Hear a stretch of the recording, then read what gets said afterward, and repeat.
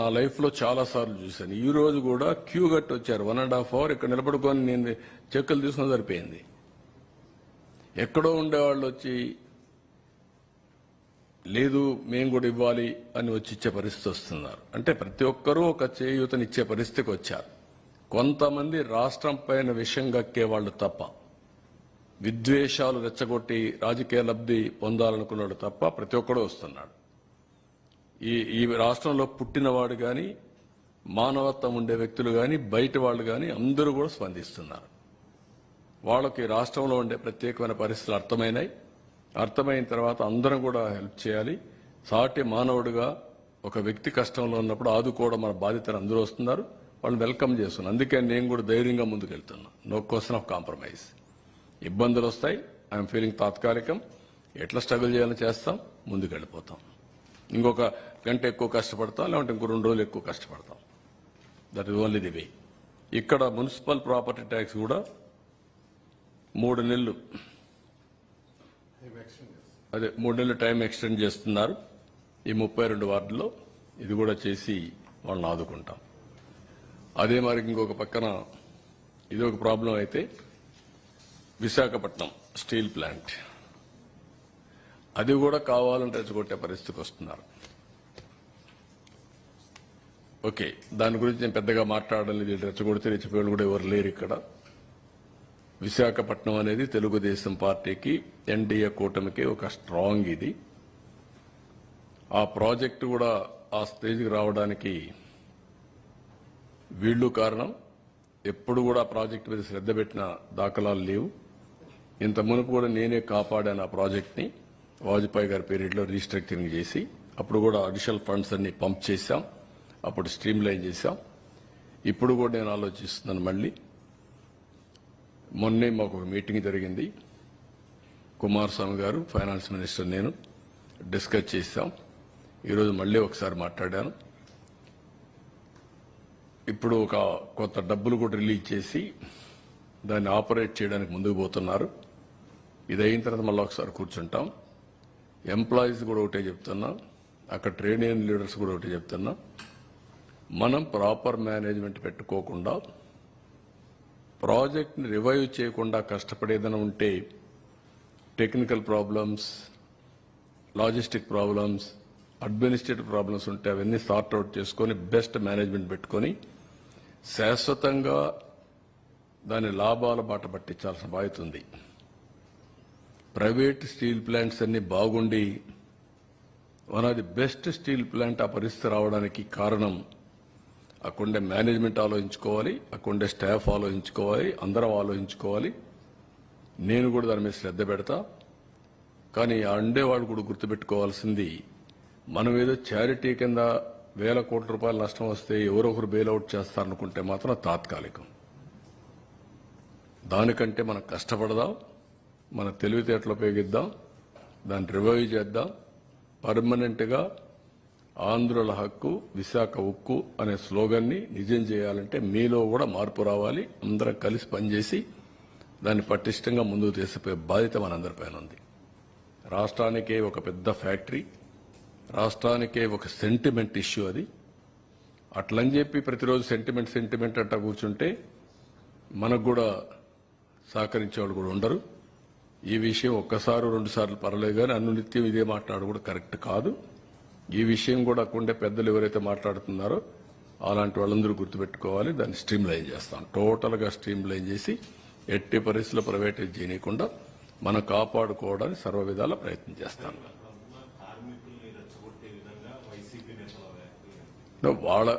వాళ్ళ పని ఏంటి? ఇదే పని కదా. ఎక్కడ చూసినా శవాల్ని మంటేసి చలిగాల్చుకుంటారు. అది వాళ్ళ నేచర్. అది ఆ పార్టీ నేచరే. అది 5 ఏళ్ళు ఎప్పుడన్నా మాట్లాడారా? ప్రైవేటైజ్ చేయడానికి పోతే కూడా ఒకసారైనా మాట్లాడారా? నేను ఆ రోజు పిలిచాను కదా, రావయ్య ఢిల్లీ పోదాం, నీకు తోడుగా నేనుంటా, పోదామంటే స్పందించారా? అలాంటి వాళ్ళు మాట్లాడడం ఏంటి? బుద్ధి జ్ఞానం ఉండాలి కదా వీళ్ళకు. అంటే ఏమి చెప్పినా నమ్మేస్తారు ప్రజలు అనుకుంటున్నారు వీళ్ళు. ఆ రోజులు అయిపోయినాయి. వ్యక్తిత్వం, విశ్వసనీయత లేని వ్యక్తులు ఏం చెప్పినా నమ్మరు. మొన్నటి వరకు మీరు మభ్యపెట్టారు. మభ్యపెట్టిన దానివల్ల ప్రజల్లో ఏదో చెప్తున్నారు అనుకున్నారు. ఒక్కసారి అన్నారు, ఒకసారి చూశారు, ఏం జరిగింది కూడా అర్థం చేసుకున్నారు. మళ్లీ ప్రజలు నమ్మే పరిస్థితులు లేరు. ఆ విషయం వీళ్ళు గుర్తుపెట్టుకోవాలి. విశాఖపట్నం స్టీల్ ప్లాంట్ ని ఒక బాధ్యతతో ఏ విధంగా కాపాడుకోవాలో కాపాడుకుంటాం. No second thoughts. You've had several meetings with Mr. Kumaraswamy and Nirmala Sitharaman regarding the Visakhapatnam steel plant. It was one of the projects that had been sent to you in your manifesto as well. How has the centre so far been reciprocative on these plans going forward? What I'm saying, they are doing their best. Who has saved that project? First time Vajpayee. He has given money. He has saved the project at that time. Today also they are releasing some money. They are protecting. So these people are talking all political statements. That is not correct approach. It is our responsibility how to protect, how to progress that unit. That is important. We'll work it out. Sir medical కాలేజీల విషయంలో కూడా మీరు వచ్చి 100 days కూడా complete కాలేదు. అంటే last government లో తీసుకొచ్చిన మెడికల్ కాలేజీలు ఆగిపోతున్నాయి. తర్వాత మెడికల్ సీట్స్ అన్ని ఆయన ఇచ్చిన జీవో ఒకసారి చదువుకోమనండి. ఆయన ఒక జీవో ఇచ్చాడు. ఆయన ముఖాన్ని తగిలిస్తా రాష్ట్రాన్ని తిప్పేదానికి. ఆ జీవో పెట్టి ముఖంలో తగిలిస్తే ఆ జీవోని కాకుండా ఏం అమలు చేసావో చెప్పాలంటే పని.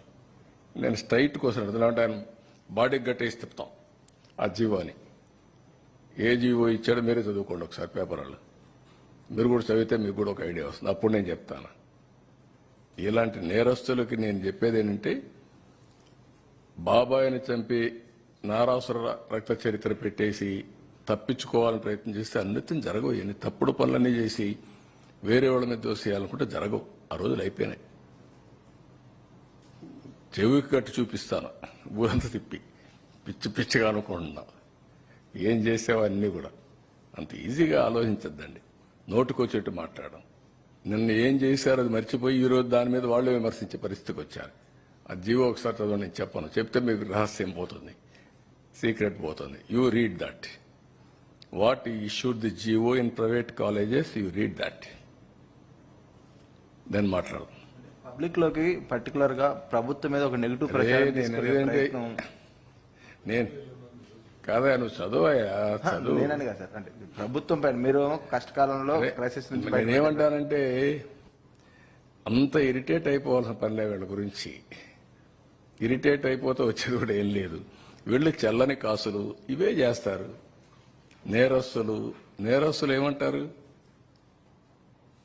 ఇదే చేస్తూ ఉంటారు. మీరు గుర్తుపెట్టుకోవాల్సింది, ప్రజాహితం కోసం కొంతమంది పనిచేస్తే ప్రజలకు ద్రోహం చేయడానికి కొంతమంది పనిచేస్తూ ఉంటారు. ఇప్పుడు కాదు, కలియుగంలో కాదు, త్రేతాయుగంలో కూడా చూసాం, ద్వాపరయుగంలో కూడా చూసాం. ఆ రోజు కూడా యజ్ఞాలు చేసేవాళ్ళు రాజులు, రాక్షసులు వచ్చి చెడగొట్టేవాళ్ళు. రాక్షసుల మీద పోరాడుతూ యజ్ఞాలు చేసే పరిస్థితి ఇప్పుడంతే. It is a continuous process. Will fight it out. Thank you. బాగుందా? కాదు, నా బాధ్యత అది. వాళ్ళందరినీ నిలబెట్టి ముందు తీసుకెళ్ళాలి. ఏమా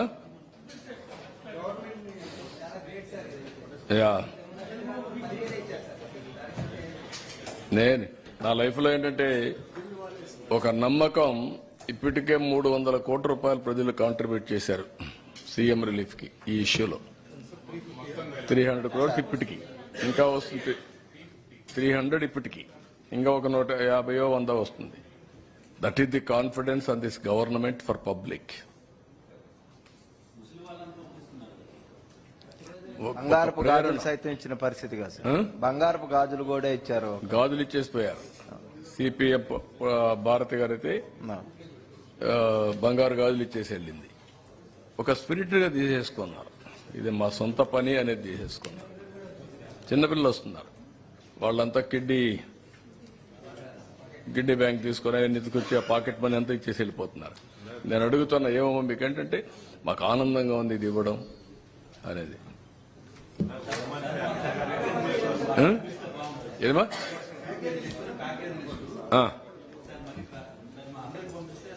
ఇప్పుడు పంపించేస్తాను, అందరే పంపిస్తాను, ఇప్పుడే పంపిస్తాను. సాఫ్ట్ కాపీ విల్ రిలీజ్ అందరికి.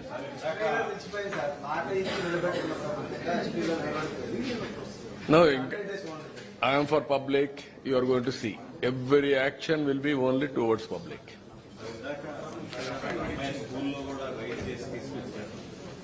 వాళ్ళు 5 రూపాయలు 50 రూపాయలు 100 250 హిస్టరీ.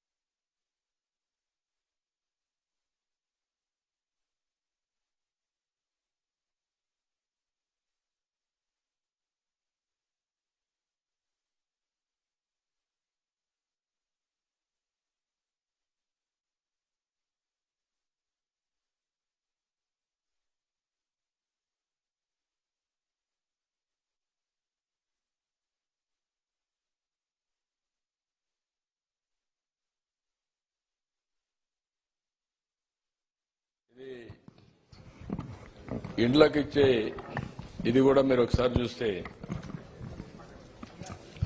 మైక్ తెస్తున్నాను.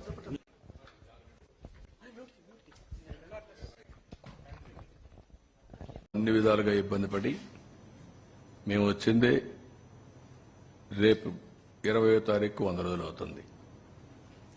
ఈ 100 రోజుల్లో ఇన్ని విపత్కరమైన పరిస్థితులు ఎదుర్కొంటూ ముందుకు పోయే పరిస్థితికి వచ్చాం.